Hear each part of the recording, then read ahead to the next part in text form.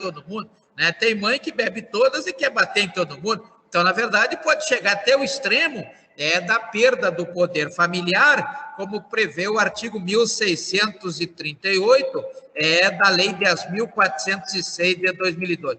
Lá no artigo 99, consta aí algumas medidas que são específicas, né? Medidas específicas de proteção, tanto a criança quanto ao adolescente, medidas essas que poderão vir a ser aplicadas de forma isolada ou forma acumulativa, também poderão aí ser substituídas a qualquer tempo. Digamos que um pai ou uma mãe resolvam parar de beber, né? Então, vai melhorar a situação, com isso haverá uma substituição dessas medidas, e essas medidas estão previstas lá no artigo 101 da Lei 8.069 de 90. Então, nós temos aí, na verdade, para que está entrando mais o colega, por previsão do artigo 100 da própria Lei 8.069 de 90, quando especifica que na aplicação dessas medidas de proteção integral, que é a finalidade do artigo 227 da Constituição Federal e também do artigo 1º da Lei 8.069 de 90, deverá se levar em consideração as necessidades pedagógicas, né?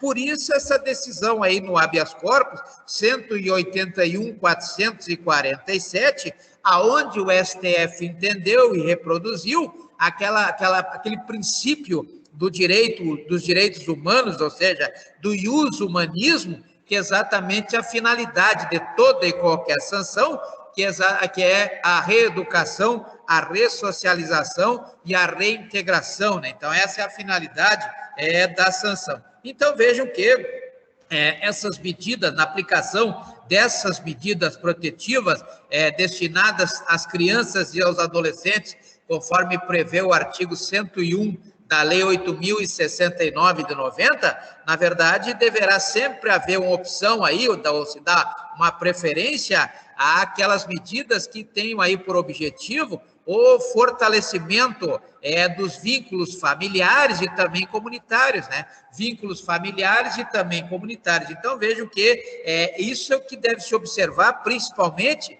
no caso das crianças, né? As crianças até 12 anos incompleto, como prevê o artigo 2º da Lei 8.069 de 90. Lá no parágrafo único do artigo 101, e esse artigo 101, ele cai muitas vezes em concurso, né? Então, esse artigo 101, que é o artigo da proteção integral, porque a criança, ela não sofre sanção de medida socioeducativa, mas ela sofre, então, ela tem, na verdade, essa obrigação do Estado, que são as medidas de proteção integral, nos termos do que prevê o artigo 101 da Lei 8.069 de 90. Então, lá no parágrafo único, nós temos alguns princípios, né? Os princípios que regem a aplicação das medidas, né? E esses princípios, eles foram aí acrescidos por ocasião da Lei 12.010, essa lei é de 2008, não, 2009,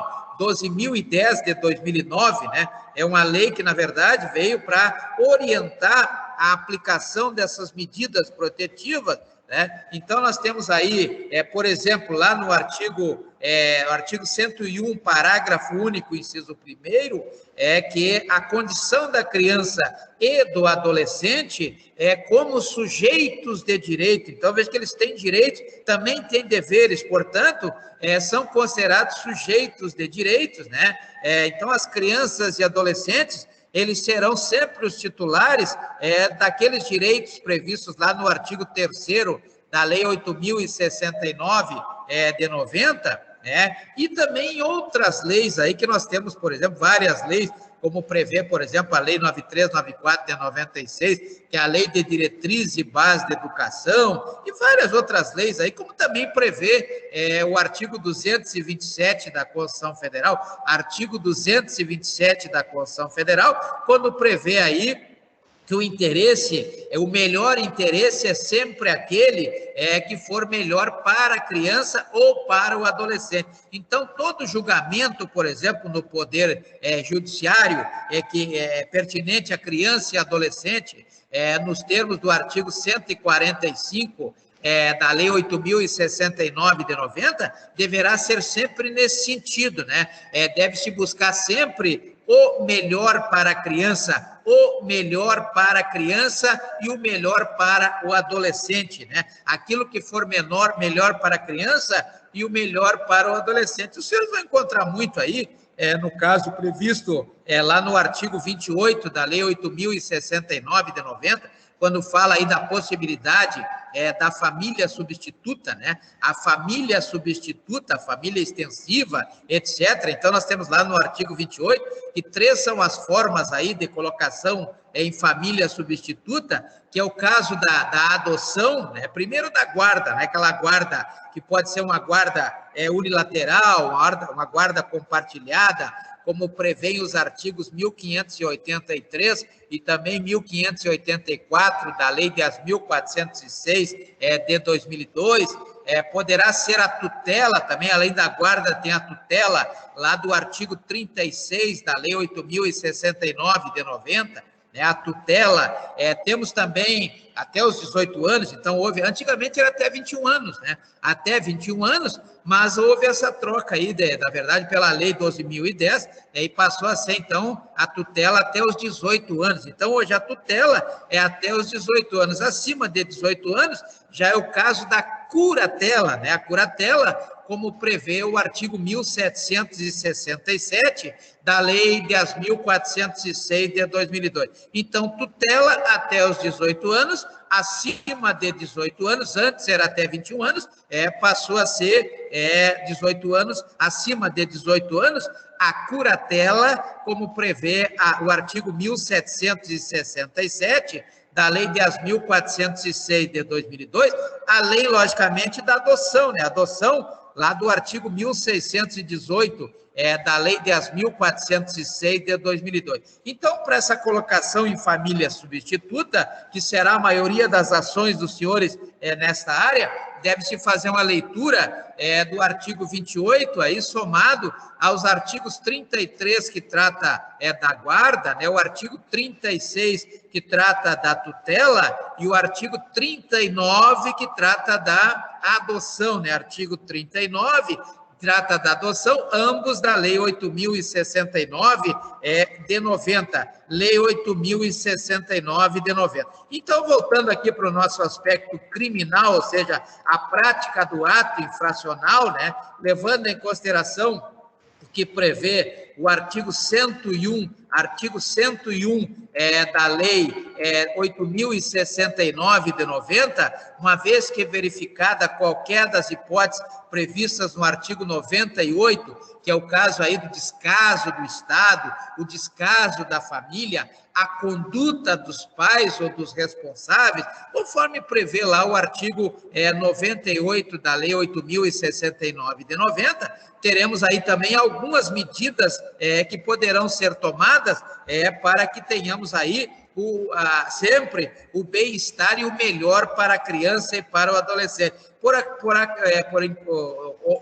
exemplo, né, como prevê o próprio artigo 101, o encaminhamento aos pais ou aos responsáveis, mediante um termo de responsabilidade, né? Os pais irão assinar um termo de que vão passar a cuidar melhor daquela criança ou daquele adolescente, né?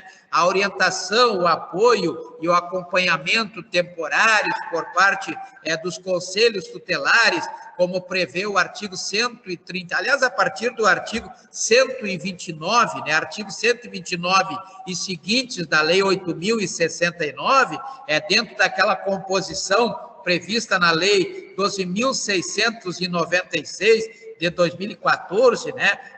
Também a Lei 13.845 de 2019, que traz aí a possibilidade de recondução dos conselheiros tutelares. Então, tudo isso está previsto a partir do artigo 129 da Lei 8.069 de 90. A matrícula e a frequência obrigatória, né, em estabelecimento oficial de ensino fundamental, como prevê lá a partir do artigo 32 da Lei 9394 de 96, que é a Lei de Diretrizes e Bases de Educação, a inclusão